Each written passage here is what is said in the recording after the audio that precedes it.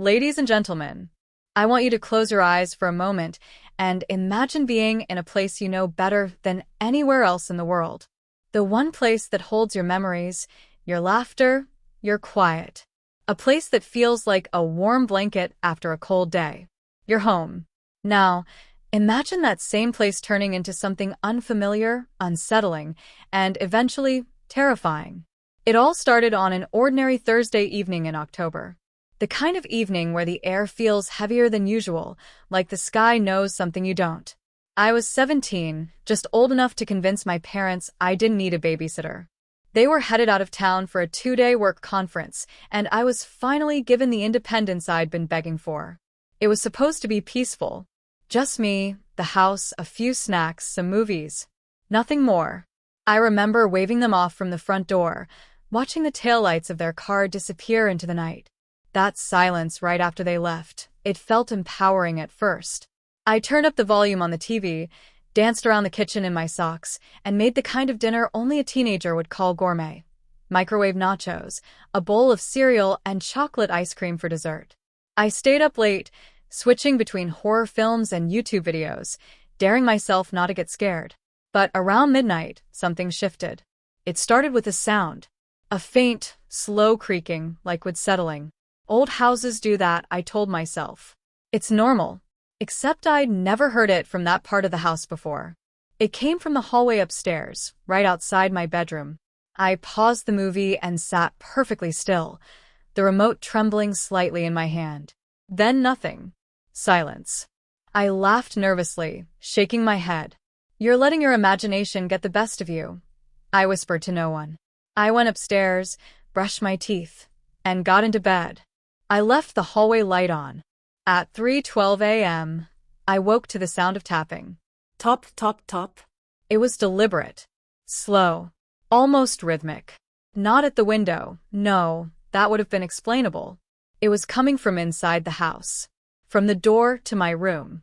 I sat up, holding my breath. Maybe it was the dog. But no, I didn't have a dog. Maybe the pipes? But pipes don't knock. Top, top, top. This time, louder. Closer. I didn't want to look. My heart slammed against my chest so hard I was afraid it would give me away. I reached for my phone and flicked on the flashlight. Slowly, with the kind of fear that clings to your skin, I aimed it at the door. There was nothing there. But as soon as the light touched the doorknob, it turned. Just a small, slow turn. As if someone on the other side was testing it, playing with it, enjoying the way it creaked as it moved. I screamed. I didn't even mean to. I didn't think I had it in me, but the scream just erupted. I grabbed my phone, dialed 911, my fingers fumbling so hard I almost dropped it. But the second I pressed call, the knob snapped back into place, like whatever had been there wasn't ready to be found. The operator picked up. I tried to speak, but my voice cracked like shattered glass.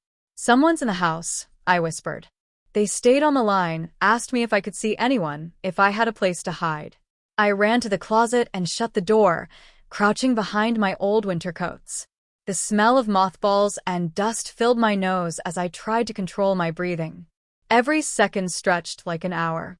I could hear the dispatcher telling me officers were on the way, that I wasn't alone. But I was. At least for now. Then came the footsteps. Not heavy ones. Light. Careful. Like whoever or whatever was moving didn't want to be heard. But I heard it. Every agonizing step. I couldn't scream anymore. I was frozen. My mind replayed every horror film I had ever seen. Every mistake those characters made. And here I was, hiding in a closet, completely alone, with nothing but my phone and a beating heart that wouldn't stop pounding. The footsteps stopped right outside the closet. I couldn't see through the slats, but I could feel them. Feel their presence, the way you can feel someone staring at you in a dark room. Then came a whisper. So soft, I almost thought I imagined it. I know you're in there. I wanted to die. Not from pain, but from sheer terror. I wanted to disappear. My breath caught in my throat. My fingers clenched so tight around my phone that I heard the plastic casing creak. The doorknob twitched. Just once. Then again. But it didn't open. Instead, the voice on the other side laughed, a low, guttural chuckle that felt more like a growl. It wasn't human. Or maybe it was, but something inside it was broken, twisted. Then, silence. Minutes passed. Or hours. I couldn't tell. Eventually, I heard sirens. Red and blue lights flashed through the slats in the closet. A knock on the front door. Police. They searched the house. Top to bottom. No broken windows. No signs of forced entry. No one hiding in the attic, or the basement, or behind the curtains. Nothing. Just me, shaken to my core, and a story that didn't make sense. But I know what I heard. What I saw. The police tried to comfort me. They said it could have been stress. Maybe a dream. An overactive imagination, fed by too many late-night horror films. But dreams don't turn doorknobs. And dreams don't whisper. My parents came home the next morning, panic-stricken. They hugged me like they'd never let go. But even with them there, even in the daylight, the house didn't feel safe anymore. I didn't sleep for days.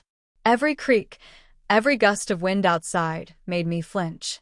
I started sleeping with the closet door open, a bat under my bed, and the hallway light stayed on. Weeks passed. I started to think maybe I had imagined it, that maybe the police were right, until the letter arrived. No return address. Just a plain white envelope on the kitchen table one morning. My name on the front in jagged, almost childlike handwriting. Inside was a single sheet of paper. I told you I knew you were in there. That was it. I dropped it. I couldn't breathe. My mom picked it up, her face draining of color. She believed me now. We called the police again. They said it might be a prank. But a prank doesn't make your blood run cold. A prank doesn't know exactly what was said that night. A prank doesn't watch you. We installed cameras, alarm systems, motion detectors. But every night I lay awake, wondering if it was enough. Wondering if they were still out there, watching, waiting. Because if they got into the house once, they could do it again. The fear never fully left me. It became part of me. A shadow at my feet. A whisper in the dark. A few months later, we moved. My parents couldn't take it anymore, and honestly, neither could I. New house. New locks. A neighborhood with streetlights and neighbors who actually paid attention. But sometimes, when I'm alone, and it's very quiet, I hear it again. Tap, tap, tap. And I wonder if they ever really left. Because once the place you call home turns against you, nothing ever feels safe again.